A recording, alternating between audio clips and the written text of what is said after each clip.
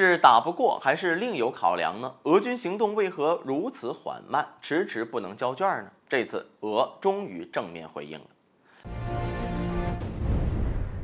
大家好，欢迎来到振宇在线。俄乌冲突爆发已经1年有余，我们呢也逐渐适应了这场冲突从原先的闪电战向持久战的转变。从去年到今年，在网上一直流传着俄罗斯从闪电战打成持久战是俄罗斯军事能力不行的说法，失望的声音呢频繁出现，甚至呢还有人唱衰俄罗斯。一段时间以来，关于俄军战斗力不行的说法铺天盖地。如今呢，俄罗斯总统新闻秘书佩斯科夫对这件事情做出了正面回应。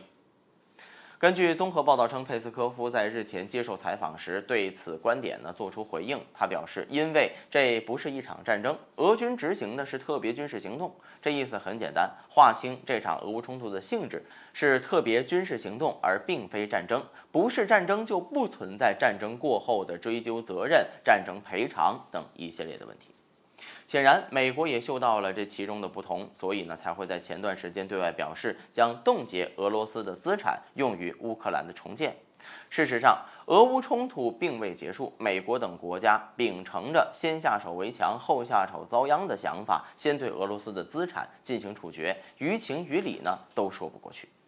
当然，佩斯科夫这种说法呢，也存在着稳定各方说法的意味在里面。毕竟，俄乌冲突打到现在，渴望和平、反对战争已经在各界掀起了一阵风。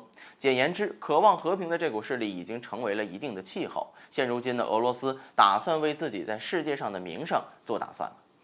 不过呢，从俄罗斯的这场特别军事行动当中，我们也确实能够看到与战争的不同之处。特别军事行动呢，要保护城市、基础设施、平民安全等等。这也是为何尽管爆发俄乌冲突，乌克兰没有断电，还能上网发视频等原因。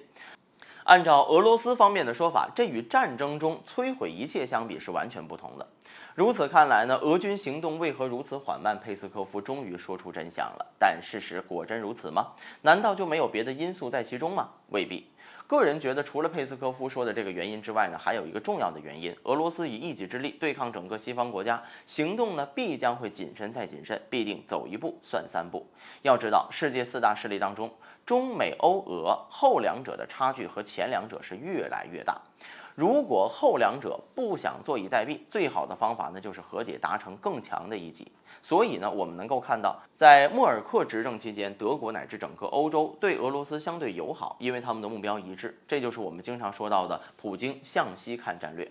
但是俄乌之间呢有一个无法跨越的障碍，那就是北约。只要北约存在一天，俄欧就不可能和好如初。这个道理，普京在这场俄乌冲突当中算是完全明白了。